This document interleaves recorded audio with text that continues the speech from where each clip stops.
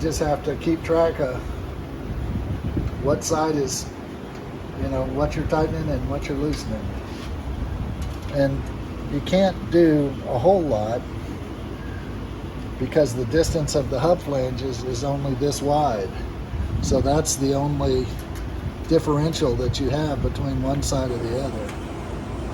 So if it's bent, or in this case warped, which is distinctly possible, you can't straighten it. If it's a potato chip, it's gonna always be a potato chip. This is only for the fine adjustment. And see, you can already see it's better just with the first two spokes. But now I'll attack the widest spot, which is here. I'll tighten these and loosen these. Now on this wheel, because it's for display, I won't go with real high, and it's a wooden rim, I won't go with real high spoke tension because we don't want it. If it was a regular wheel with an aluminum or a steel rim, you could start building in enough tension to ride it. And this, you can ride it, but it's like I said, it's not as tight as you would want it with a steel or aluminum rim. The spokes. That one's pretty tight, so get it a lot of loosening. And this is the first time this has been on the touring stand. So, and with these particular spoke nipples, it's hard to tell. Usually you start and you adjust it initially so that all the spokes are of even tension, and certainly that works well with a new rim. Not so much with a 120-year-old rim like this.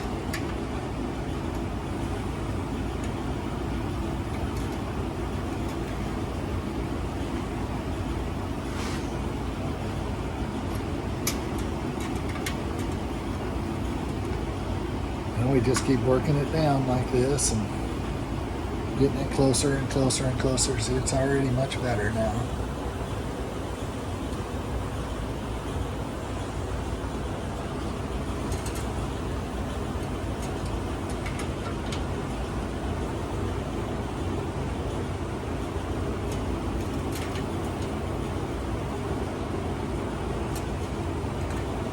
And once you get it pretty straight,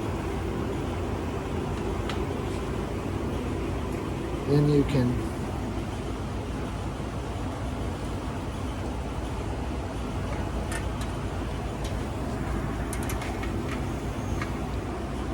can check it for centering. In other words, it's got to be equal distance between the two flanges. This is a front wheel. On a rear wheel, it's different because it's much closer to the flange on the gear side as it is the flange on the other side.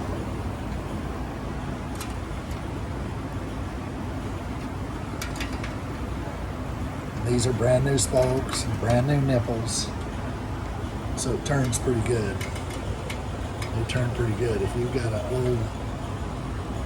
old bike with old rusty nipples, sometimes you have a lot of issues with turning the spokes, and if they break, you gotta replace it because you need strength at every spoke hole. So.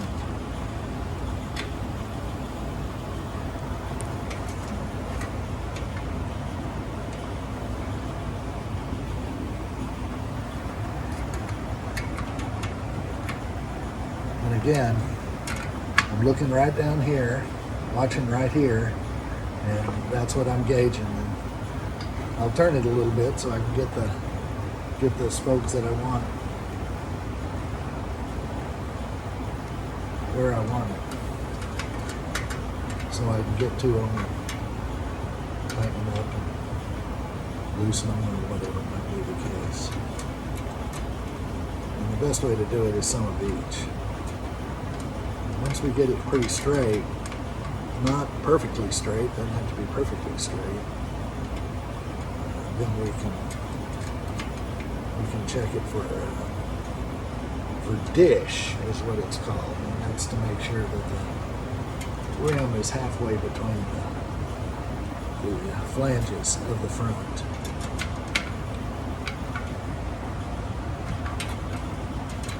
And it doesn't do any good to check the dish when the rim's all bent, because you're measuring it against the, see, now we're pretty close.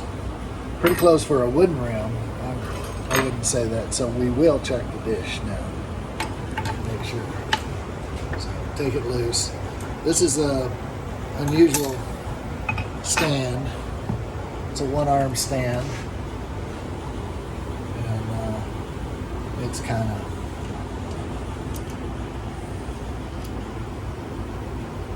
of funky, but I wouldn't. This is a simple stand to transport, which is where we're at. Trying to get a little bit of this will work.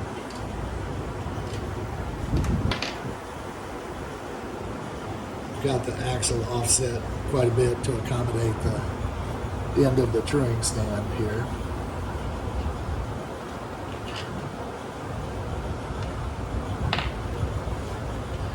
Then we use this nifty little tool right here, which is a wheel smith tool. You want to set this against the stand.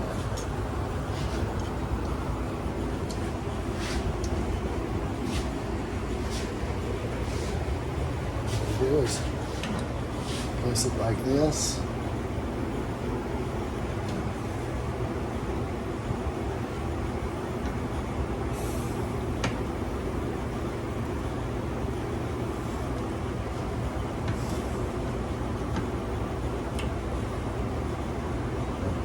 Press it down till it hits against the cone on that side, and then you turn the wheel around and do it on this side, and you see a lot of distance here. Now that means that the rim has got to go that way, quite a bit. Well, half the distance, half that distance, so another 1/4 of an inch this direction.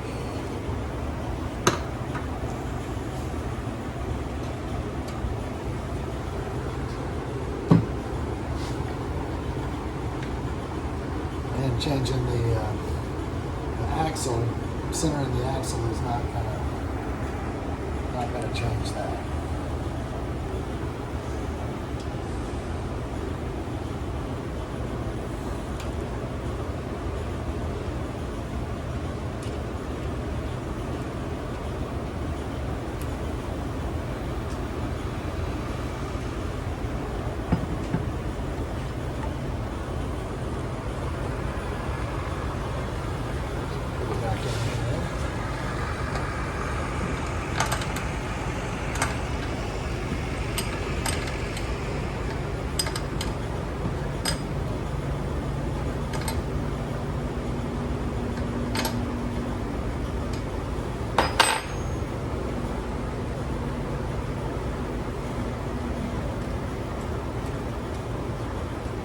This out.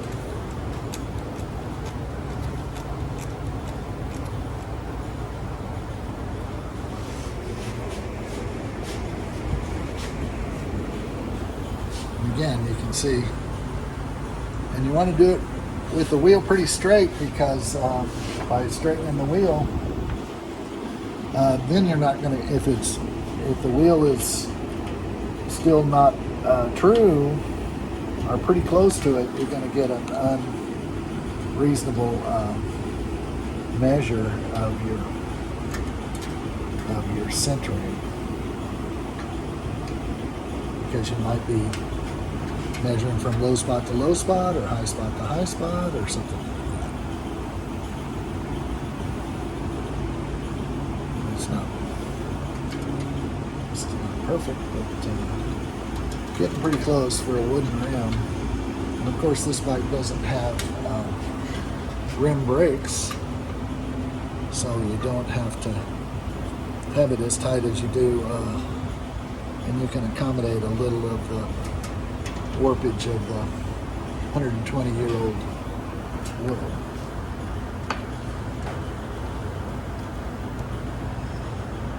It's pretty good.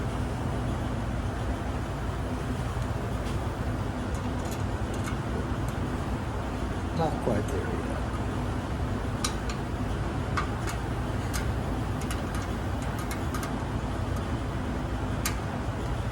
I want to get it about right, and then I'll work on the centering.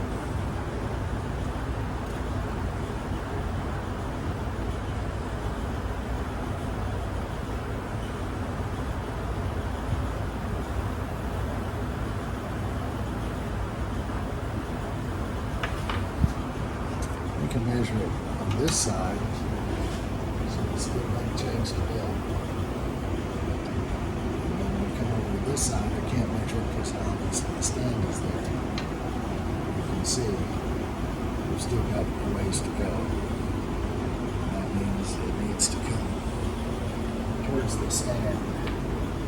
So, in order to change it big time, you start in an area that you can, like a spoke hole. Valve skin hole. And we go one turn here, and off one turn here. Turn here.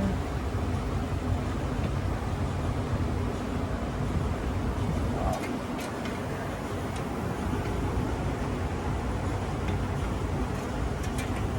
Here.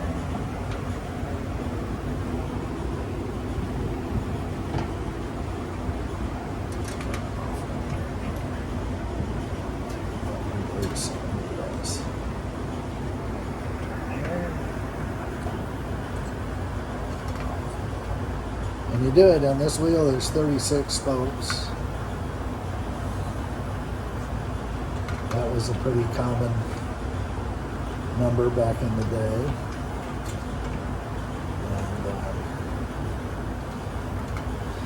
And, now, if you find a wheel with spokes like this, of course, now they have what are called boutique wheels. In other words, pre-made wheels, and they have arrow flattened spokes and all that kind of stuff. But if you're fixing up the old swing in the garage, this is the way to do it.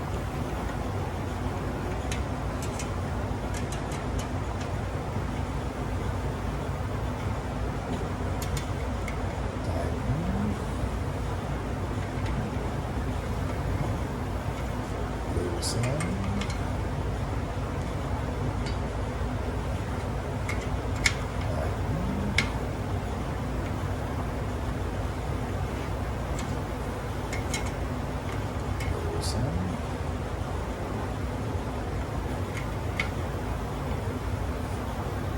And if you come to any spokes like that one, which are particularly tight already, you gotta make adjustments. You can't sometimes, and this one's pretty tight too. Sometimes you can't go the whole full.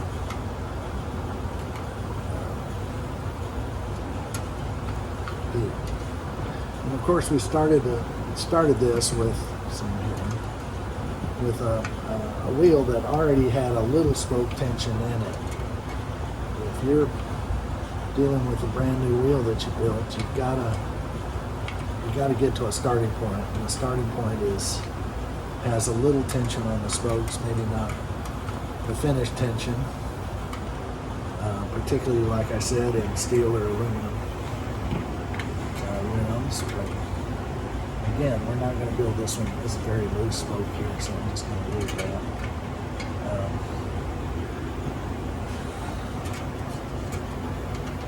The aluminum, another loose one. The aluminum or steel rim seems to be more spoke tension than this wood rim can take, and like I said, I don't want to overstress this wood. Plus, if you don't do it evenly, what you're going to end up with is an egg-shaped wheel, and that's really more difficult to deal with than the side-to-side. But it can be done. Okay, we're back at the spoke hole. Now, we've moved it over considerably because now it's rubbing on the indicator. So let's see where we're at. Okay, back with this is called a dishing tool. You can see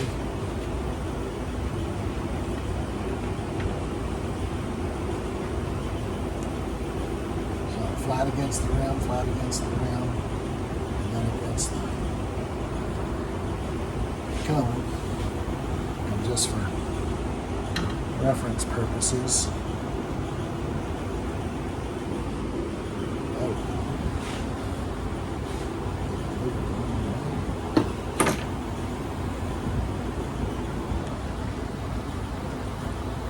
Still a little work that needs to be done, but we'll see where we're at.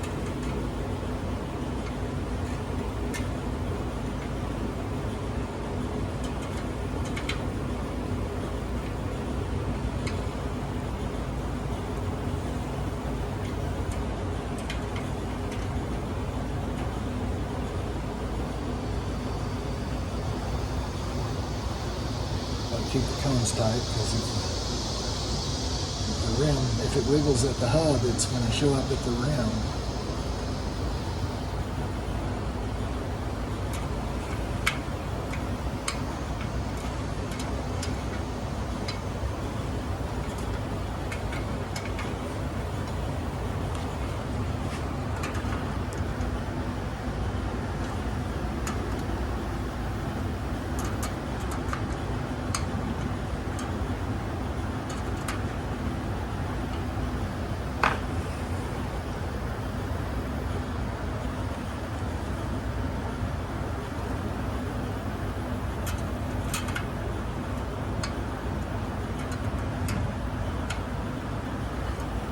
Pretty loose, these guys are pretty loose.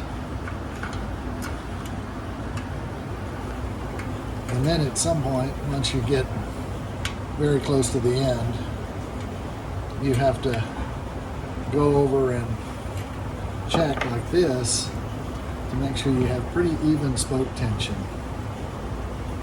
And you just educate your fingers to learn. And it's going to be a little different because it's pulling the warps out of the rim, but the only way our wheel is going to stay in true is if the spoke tension is pretty even. If you've got some spokes that are real tight, right next to it, spokes to the other side that are real loose, you might be able to get it to look true, but it's not going to stay that way.